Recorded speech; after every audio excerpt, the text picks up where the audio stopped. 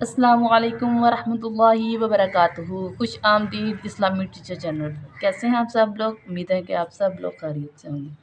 पिछली क्लास में हमने पढ़ा था गुन्ना के बारे में और हमने उसकी इक़साम भी जानी थी कि गुन्ना की कितनी इक़साम है और कौन कौन सी हैं। उस वीडियो को बड़ा तफसील के साथ समझाया गया। अगर आप लोगों में से किसी ने उस वीडियो को नहीं देखा तो इस वीडियो को सीखने से पहले आपको उस वीडियो को सीखना पड़ेगा। आज हम पढ़ेंगे गुन्ना और इख्फा में फ़र्क। क्या गुन्ना और इख्फा की आवाज़ एक जैसी है? इंशाअल्लाह ताला आज की इस वीडियो में आप इसको सीखेंगे। वीडियो शुरू करने से पहले आप सबसे गुजारिश है कि अगर आप इस्लामी टीचर चैनल पर नए हैं तो इस चैनल को सब्सक्राइब कर लीजिएगा, बेल नोटिफिकेशन को ऑन कर लें ताकि हमारे आने वाली हर वीडियो का नोटिफिकेशन आप तक पहुँच जाए। ये जो गुन्ना और इख्फा की हम बात करेंगे, ये बहुत ज़रूरी बात है। बहुत सारी गलतियाँ इन्हीं की वजह से हम कुरान पाक में करते हैं, क्योंकि हमें पता नहीं होता इख्फा कहाँ पे करना है और गुन्ना कहाँ पे करना है, कहाँ पे इसको छुपाना है, कहाँ पे इसको ज़ाहिर करना है। बल्कि इन चीज़ों को हम आपस में मिक्स कर देते हैं। बहुत सारी गलतियाँ हम इन्हीं से ही करते रहते हैं। और कुछ लोग तो गुन्ना की बजाय इख्फा करते हैं, इख्फा की जगह पे गुन्ना कर देते हैं। पहले तो आपको पता होना चाहिए कि गुन्ना का मानी क्या है। गुन्ना का लुग़वी माना है बिन बिनाहट। पिछली वीडियो में बड़ी तफसील के साथ गुन्ना के बारे में हमने बात की है। और इसका इस्तिलाही मानी है, गुन्ना उस आवाज़ को कहते हैं जो नाक के बांसे से निकलती है। आपको बताया कि नाक का बांसा किसको बोलते हैं? नाक की जो नरम हड्डी है। जब भी आप गुन्ना वाले वर्ड अदा करेंगे तो अगर आप नाक के ऊपर फिंगर रख के देखेंगे ना तो उसमें बिन बिनाहट सी होगी, आपको उसमें हरकत पैदा होती नज़र आएगी। अगर आप नाक को पूरी तरह बंद कर देंगे तो आवाज़ वहीं की वहीं रुक जाएगी, मतलब आवाज़ रुकेगी, समझो आपका सही से वर्ड अदा नहीं हो रहा। अब इसमें करना क्या है? इख्फा में, इख्फा का मानी है छुपाना, नून साकिन और तनवीन की आवाज़ का छुपाना। अब गुन्ना कुरान पाक में या तो मीम मुशद्दिद के अंदर होता है या नून मुशद्दिद के अंदर होगा। जब नून और जिस मीम पर तशदीद हो, मतलब शद हो, शद की आपको शक्ल पता है कि वो शद की शक्ल क्या है? ये वाली होती है, इसको हम बोलते हैं शद। नून में जिसके अंदर शद हो, जिसके ऊपर शद हो, जब हम नून मुशद्दद को अदा करते हैं तो आवाज़ नाक के बंसा से निकलती है और हमारी ज़ुबान की नोक ऊपर के तालु के साथ ही चिपक जाती है। मैंने आपको बोला है कि जब हमने शद को अदा करना है, हमारी ज़ुबान है ना वो ऊपर तालु के साथ चिपकेगी। फॉर एग्ज़ाम्पल इन्नल्लाह, अगर यहाँ पे शद ना होती तो फिर ये गुन्ना आनी बन जाना था।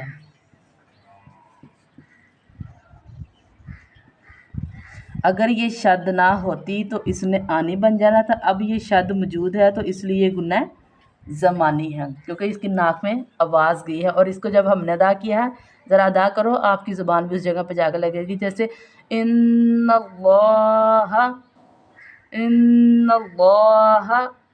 अगर ज़ुबान की नोक तालू के साथ हम नहीं चिपकाएंगे, मतलब कि जो ज़ुबान की नोक है उसको हम तालू तक नहीं लेके जाएंगे तो गुन्ना तो दूर की बात है, वहाँ पे नून भी अदा नहीं होगा।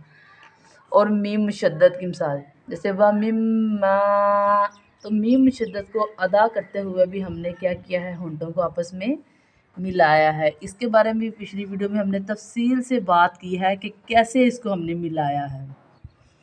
अगर हम इसमें होंठ नहीं मिलाएंगे तो हमारा मीम मुशद्दद अदा ही नहीं होगा। कैसे? जैसे वमिम्मा रज़क़नाहुम। इख्फा का मानी है छुपाना, नून साकिन और तनवीन की आवाज़ का छुपाना। यहाँ पे आपको एक बात क्लियरली बता दें कि इसमें हमने नून साकिन और नून तनवीन के बाद हुर्फ़ इख्फा को नहीं छुपाना। स्टूडेंट ये सवाल करते हैं कि हमने इस आवाज़ को छुपाएंगे, इसको लफ्ज़ को पढ़ेंगे कैसे? भाई उन लफ्ज़ों को नहीं छुपाना, हमने जिसको छुपाना है वो है नून साकिन और नून तनवीन की आवाज़ को छुपाना है। जब भी नून साकिन और तनवीन के बाद हर्फ़ इख्फा में से कोई हर्फ आ जाए तो हमने नून साकिन और नून तनवीन को छुपाना है, नाक के अंदर उनकी आवाज़ को लेके जाना है। जैसे आपके सामने एक लफ्ज़ है अब आपके सामने एक लफ्ज़ आया, आप इसके ऊपर पहले गौर करें कि आपके सामने सारे कुलियों को आप अपने जहन में दोहराएं कि यहाँ पे कौन सा कुलिया लगना है। मैंने बोला है कि नून साकिन और नून तनवीन के बाद हर्फ इख्फा में से कोई वर्ड आ जाए तो वहाँ पे हमने नून साकिन और नून तनवीन की आवाज़ को दबाना है, जबकि हरूफ इख्फा को हमने नहीं दबाना है। इस आवाज़ को छुपाना है और इसको नहीं छुपाना। तो कैसे हम पढ़ेंगे इसको? अंता। देखो अब मैं नून पढ़ भी रही हूँ और नहीं भी पढ़ रही, करीब जा रही हूँ लेकिन वहाँ तक पहुँच नहीं रही। जैसे अंता, तो अब नून साकिन के बाद क्या आ गई थी? ता आ गई थी, तो यहाँ इख्फा होगा। अब नून साकिन को छुपाना है अंता, तो इख्फा की आवाज़ को भी नाक से अदा करना, लेकिन इसमें ज़ुबान का दखल नहीं होगा। मैंने आपको गुन्ने में तो ज़ुबान के उसका ताल्लुक़ था ना, लेकिन इसमें वो दखल ज़ुबान का नहीं होगा। गुन्ना में ज़ुबान का दखल था, इख्फा में ज़ुबान का दखल नहीं होगा। अब तनवीन की मिसाल, जैसे शैन क़दीर, शैन क़दीर। अब जब हमने पढ़ा शैइन, बोला नून साकिन, ये नून साकिन की मिसाल थी। अब नून तनवीन, आपको बताया कि नून तनवीन किसको बोलते हैं। वाज़िया नहीं लिखा जाता, लेकिन जो ये अब लिखते हैं ना हम तनवीन, उसी के अंदर जो आवाज़ पैदा होती है उसी को नून तनवीन बोला जाता है। जैसे शैन क़दीर, अब इसमें क्या आया?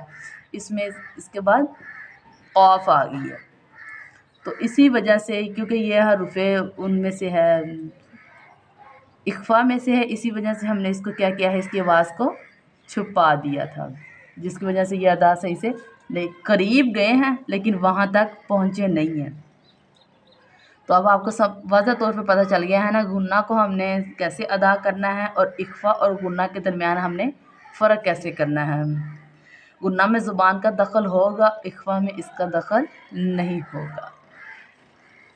उम्मीद है कि आपको इसकी अच्छे से समझ आ गई होगी। अगर आपको इसकी अच्छे से समझ आ गई है तो प्लीज़ इसको आगे भी शेयर करें ताकि और लोग भी इससे फ़ायदा उठा सकें। अगर आपको ये वीडियो अच्छी लगती है तो इसको लाइक सब्सक्राइब करना मत भूलिएगा।